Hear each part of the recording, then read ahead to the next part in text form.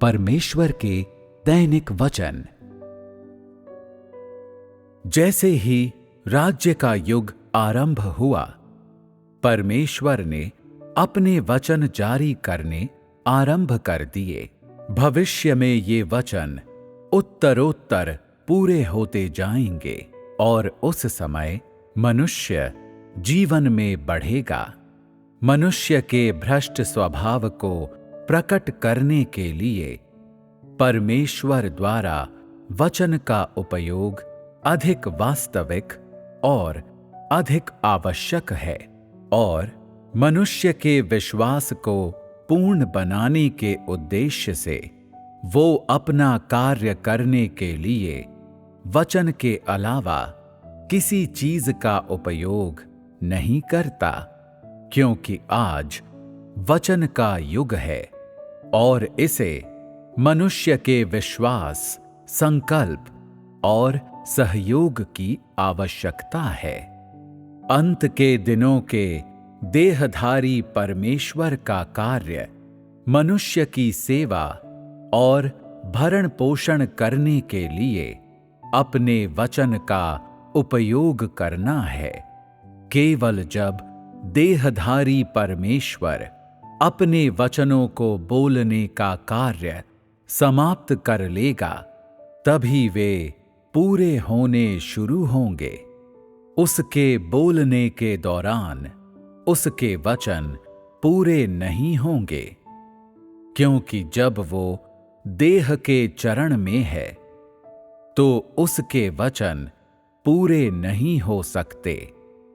ऐसा इसलिए है ताकि मनुष्य देख सके कि परमेश्वर देह है और पवित्रात्मा नहीं, ताकि मनुष्य अपनी आंखों से परमेश्वर की वास्तविकता देख सके। जिस दिन उसका कार्य पूरा हो जाएगा, जब उसके द्वारा पृथ्वी पर जो शब्द कहे जाने चाहिए वे कह दिए जाएंगे, तब उसके वचन पूरे होने आरंभ हो जाएंगे। अभी परमेश्वर के वचनों के पूरा होने का युग नहीं है, क्योंकि उसने अभी अपने वचन बोलना समाप्त नहीं किया है। इसलिए जब तुम देखते हो कि परमेश्वर पृथ्वी पर अभी भी अपने वचन बोल रहा है, तो उसके वचनों के पूरे होने की प्रतीक्षा मत करो। जब परमेश्वर अपने वचन बोलना बंद कर देगा और जब पृथ्वी पर उसका कार्य पूरा हो जाएगा, तभी उसके वचन पूरे होने शुरू होंगे।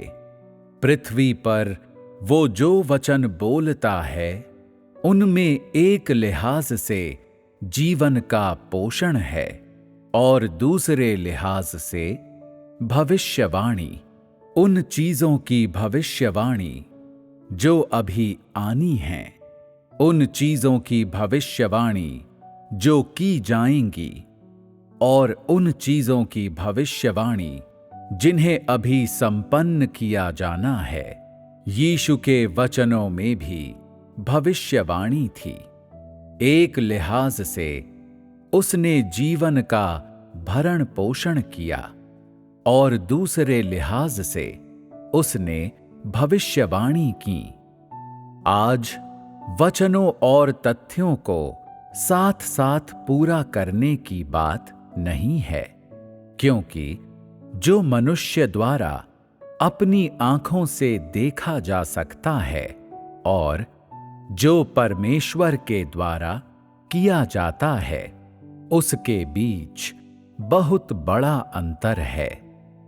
केवल इतना ही कहा जा सकता है कि एक बार जब परमेश्वर का कार्य पूरा हो जाएगा, तो उसके वचन पूरे हो जाएंगे और तथ्य वचनों के बाद आएंगे। अंत के दिनों के दौरान देहधारी परमेश्वर पृथ्वी पर वचन की सेवकाई करता है, और वचन की सेवकाई करने में वो केवल वचन बोलता है और अन्य बातों की परवाह नहीं करता। एक बार जब परमेश्वर का कार्य बदल जाएगा तो उसके वचन पूरे होने शुरू हो जाएंगे। आज वचन पहले तुम्हें पूर्ण बनाने के लिए इस्तेमाल किए जाते हैं। जब वो समस्त ब्रह्मांड में महिमा प्राप्त कर लेगा, उसका कार्य पूरा हो जाएगा। वे सभी वचन जो बोले जाने चाहिए, बोले जा चुके होंगे और सभी वचन तथ्य बन चुके होंगे। अंत के दिनों में परमेश्वर पृथ्वी पर वचन की सेवकाई करने के लिए आया है, ताकि मानव जाति उसे जान सके और ताकि मानव जाति देख सके कि परमेश्वर क्या है, और उसके वचनों से उसकी बुद्धि और उसके सभी अद्भुत कर्म देख सके। राज्य के युग के दौरान परमेश्वर समस्त मानव जाति को जीतने के लिए मुख्य रूप से वचन का उपयोग करता है। भविष्य में उसके वचन हर धर्म, क्षेत्र, देश और संप्रदाय पर भी आएंगे। परमेश्वर वचनों का उपयोग जीतने के लिए और सभी मनुष्यों को ये दिखाने के लिए करता है कि उसके वचन अधिकार और शक्ति वहन करते हैं, और इसलिए आज तुम केवल परमेश्वर के वचन का सामना करते हो। परमेश्वर द्वारा इस युग में बोले गए वचन व्यवस्था के युग के दौरान बोले गए वचनों से भिन्न हैं, और इसलिए वे अनुग्रह के युग के दौरान बोले गए वचनों से भी भिन्न हैं। अनुग्रह के युग में परमेश्वर ने वचन का कार्य नहीं किया, बल्कि केवल ये वर्णन किया कि समस्त मानव जाति को छुटकारा दिलाने के लिए वो सलीब पर चढ़ाया जाएगा। बाइबल में केवल ये वर्णन किया गया है कि यीशु को सलीब पर क्यों चढ़ाया जाना था और सलीब पर उसने कौन कौन सी तकलीफें सही और कैसे मनुष्य को परमेश्वर के लिए सलीब पर चढ़ना चाहिए। उस युग के दौरान परमेश्वर द्वारा किया गया समस्त कार्य सलीब पर चढ़ने के आसपास केंद्रित था। राज्य के युग के दौरान देहधारी परमेश्वर उन सभी लोगों को जीतने के लिए वचन बोलता है जो उस पर विश्वास करते हैं। ये वचन का देह में प्रकट होना है। परमेश्वर अंत के दिनों में इस कार्य को करने के लिए आया है, अर्थात वो वचन के देह में प्रकट होने के वास्तविक अर्थ को संपन्न करने के लिए आया है। वो केवल वचन बोलता है और तथ्यों का आगमन शायद ही कभी होता है। वचन के देह में प्रकट होने का यही मूल सार है, और जब देहधारी परमेश्वर अपने वचन बोलता है तो यही वचन का देह में प्रकट होना और वचन का देह में आना है।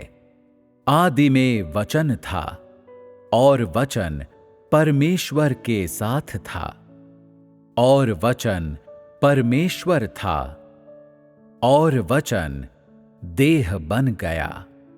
ये वो कार्य है जिसे परमेश्वर अंत के दिनों में संपन्न करेगा, और ये उसकी संपूर्ण प्रबंधन योजना का अंतिम अध्याय है। और इसलिए परमेश्वर को पृथ्वी पर आना है और अपने वचनों को देह में प्रकट करना है। वो जो आज किया जाता है, वो जिसे भविष्य में किया जाएगा, वो जिसे परमेश्वर द्वारा संपन्न किया जाएगा। मनुष्य का अंतिम गंतव्य, वे जिन्हें बचाया जाएगा, वे जिन्हें नष्ट किया जाएगा, आदि आदि। ये समस्त कार्य जिसे अंत में हासिल किया जाना चाहिए, सब स्पष्ट रूप से कहा गया है। और ये सब वचन के देह में प्रकट होने के वास्तविक अर्थ को संपन्न करने के लिए है। प्रशासनिक आदेश और संविधान जिन्हें पहले जारी किया गया था, वे जिन्हें नष्ट किया जाएगा, वे जो विश्राम में प्रवेश करेंगे, ये सभी वचन पूरे होने चाहिए। यही वो कार्य है जिसे देहधारी परमेश्वर द्वारा अंत के दिनों में मुख्य रूप से संपन्न किया जाता है। वो लोगों को समझवाता है कि परमेश्वर द्वारा पूर्व नियत लोग कहाँ के हैं, और जो परमेश्वर द्वारा पूर्व नियत नहीं हैं, वे कहाँ के हैं। उसके लोगों और पुत्रों का वर्गीकरण कैसे किया जाएगा? इज़राइल का क्या होगा? मिस्र का क्या होगा? भविष्य में इन वचनों में से प्रत्येक वचन संपन्न होगा। परमेश्वर के कार्य की गति तेज हो रही है। परमेश्वर मनुष्यों पर ये प्रकट करने के लिए वचनों को साधन के रूप में उपयोग करता है कि हर युग में क्या किया जाना है। अंत के दिनों में देहधारी परमेश्वर द्वारा क्या किया जाना है, और उसकी सेवकाई जो की जानी है। और ये सब वचन के देह में प्रकट होने के वास्तविक अर्थ को संपन्न करने के उद्देश्य से हैं।